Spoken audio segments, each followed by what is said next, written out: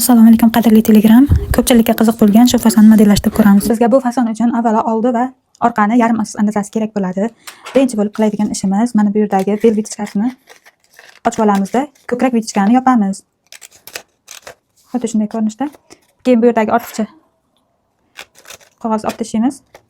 Mana endi biz yoqamizda loyihalab olishimiz kerak bo'ladi. Keyingi qadam loyihani yoqa qismini, kaketkasini chiqarib olish. Kaketkasini loyihalash uchun bizga lekalniy lineykalar kerak bo'ladi. Xo'p, buning uchun biz mana bu ko'krak chizig'idan yoki undan ozgina tepadan dizayningizga qarab xohlasangiz sal pastroqdan ham kaketkani loyihalashingiz mumkin. Men keling 2 sm tepadan loyihalamoqchiman kaketkani.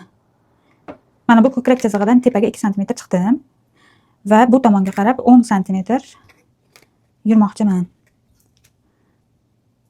Kaketkani eniga qarab.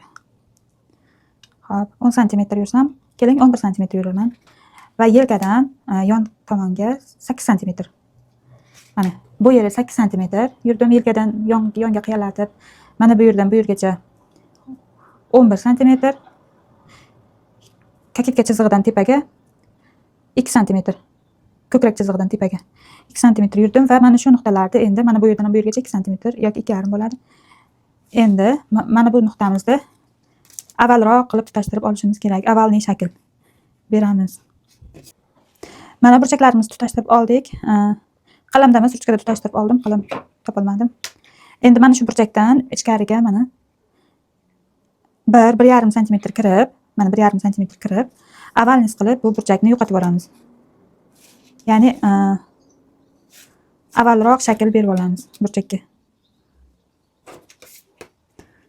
Hop.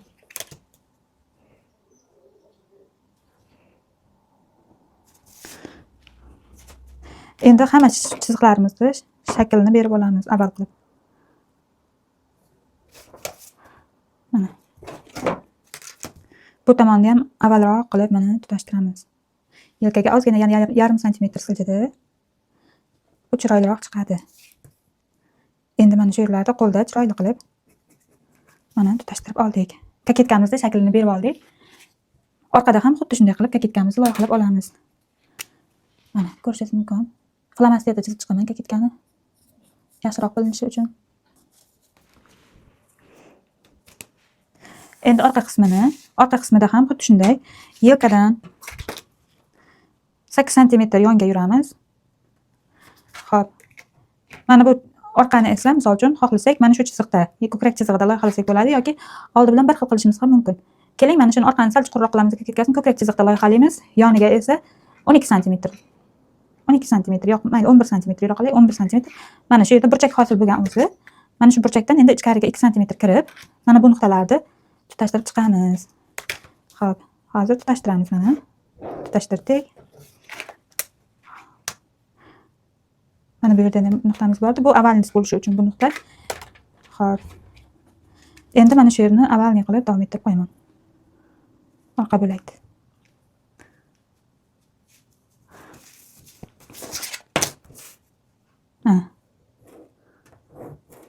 Mana shu burchakdan bu yoqqa 2 sm yurdim.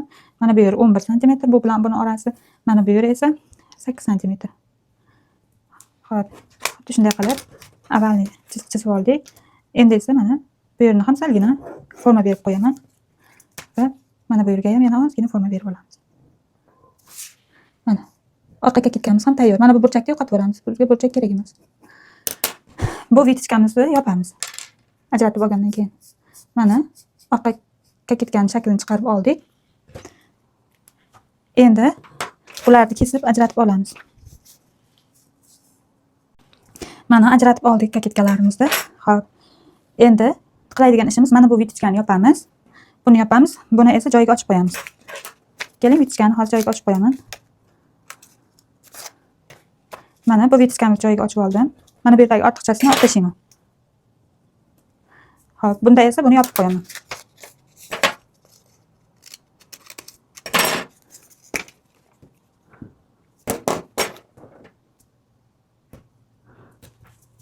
Mana orqa vitichkamizni yopib oldik, unisini ochib oldik.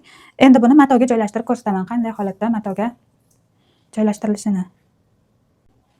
Mana matoga joylashtirib oldik. Misol uchun bu ikki buklovda bu yog'i butun mato bo'ladigan bo'lsa, hop mana bu yerda 2 sm chok haqqi qolishi kerak. Kaketka uchun 1 sm, etak qismi uchun 1 sm dan chok haqqi qolishi kerak. Mana bu yoqda ham mana shunday.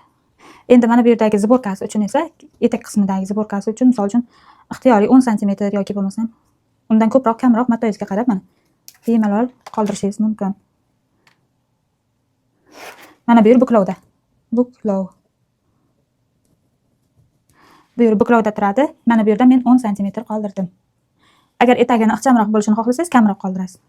Mana bu yerdan ham chok haqqini qoldirasizda, etakni salgina trapetsroq qilib davom ettirib qo'yasiz. Bro'yma uchun 1 sm chok haqqi. Endi esa mana bu yerdan ham mana 1 sm tikish haqqini qoldirib davom etkazib ketasiz. Mana bu yerda ortiqcha joyi bo'ladi, buni olib tashlaymiz. Mana vitichkani qaytarib ochganingizda shunaqa ozgina ortiqcha joyi chiqadi, buni kesib qo'ydim, olib tashlab ko'rsatyapman. Kerak emas bizga bu. Mana shunday qilib chok haqqini berib olamiz. Yelka qismiga 1,5 chok haqqi beramiz, qolgan joylariga 1 sm dan. Yon tomoniga ham 1,5 bersangiz bo'ladi. Xuddi shunday qilib mana kaketka qismiga ham 1 sm dan chok haqqi berib bichib olamiz. Buni ko'rishingiz mumkin. Hozir kaketkani ham tiklaylik.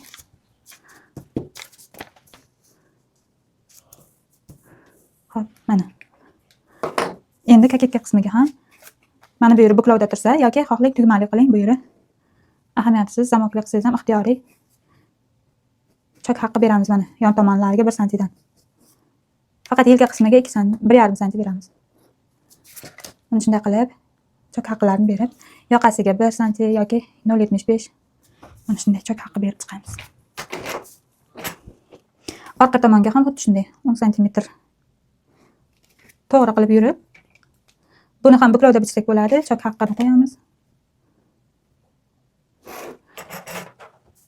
Andasamizda mana shunday joylashtiramiz. Buklov. Buklovda orqa ham. Endi mana bu yerlariga chok haqqi qo'yib bichib olamiz. Yoniga ham chok haqqi beramiz.